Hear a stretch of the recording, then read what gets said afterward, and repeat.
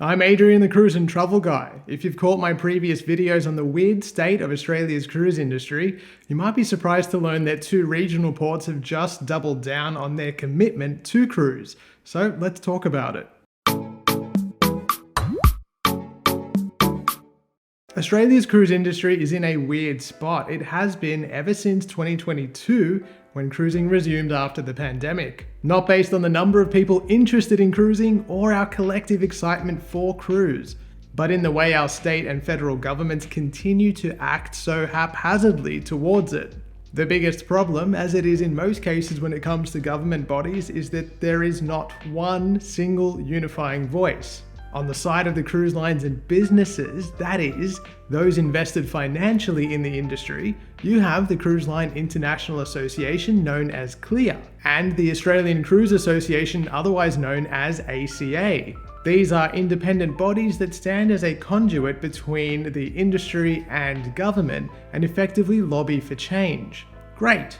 When it comes to actual decision making though, things become messy because local, state and federal governments all have oversight in ways that intersect and can affect how the cruise industry is developed. Australia's Federal Department of Infrastructure beckons visitors to its website to find out how they are working with states and territories to manage port planning. And when you try to learn more about that, this is what you get. If that's not poetic, I'm not sure what is. Federally, the government isn't even sure whether it will continue to allow cruise lines to operate their vessels in between Australian ports without them first applying for a license.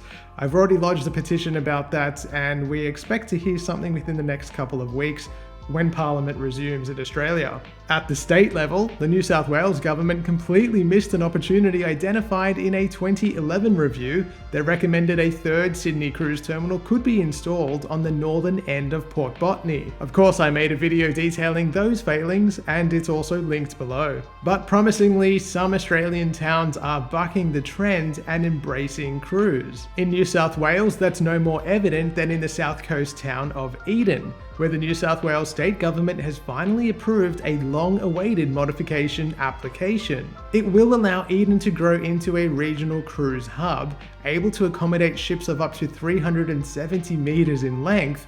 That means the world's current largest cruise ship, Icon of the Seas, at 365 meters could theoretically dock in the little town of Eden. The modification also allows for overnight stays, giving people more time to explore New South Wales' beautiful south coast, as well as the removal of the cap on annual cruise ship visits, which previously stood at 60. Of the changes, New South Wales Transport Minister Joe Haylen said, "Eden is already our state's largest regional cruise port, and we're making it even better, lifting the cap on visits and increasing New South Wales' already booming market share of Australia's cruising industry. We want people from all over the world to experience everything our stunning state has to offer and ensure we all reap the economic rewards." That's all well and good, but as I've said before, there's so much more to this that the government don't seem to be fully cognizant of. In northern Queensland, just south of Cairns, a $5.9 million upgrade of Townsville's docking and port facility is nearing completion. It will allow for regular docking of larger cruise ships, with infrastructure capable of better handling the thousands of visitors that are expected to arrive by cruise ship. The city is expecting a $10 million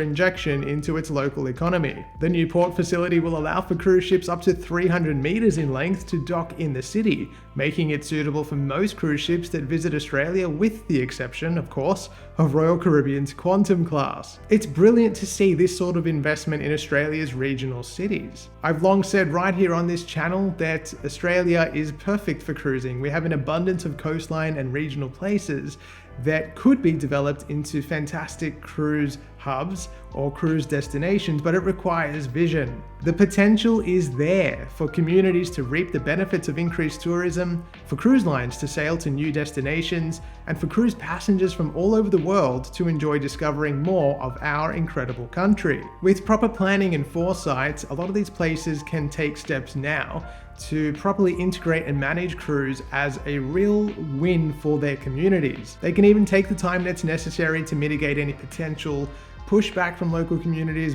whether that is based on environmental concerns or otherwise. Equally, the focus can instead be on providing cruise passengers with more in-depth tourism options. These cohesive approaches to cruise in local areas can better the lives of the people that live there and provide cruise lines with more opportunities, cruise passengers with more opportunities, and just see the whole thing get much, much better than what it is today. And while I am excited to see these two developments, I still can't help but think about Australia's piecemeal approach to the cruise industry as a whole. The general lack of cohesive planning and foresight in this space leaves so much room for growth, but it also leaves a lot of opportunities on the table, and I really do want the Australian government to come together and approach this in a more unified way. Let me know in the comments, do you think these two developments are good signs for the local cruise industry and for what is to come in the future? And are you excited by the prospect of being able to sail to and enjoy more of a regional view of Australia's ports and cities as well? As always, thank you so much for watching. I don't hide anything behind a paywall here. I don't have a Patreon. I don't have any of that. But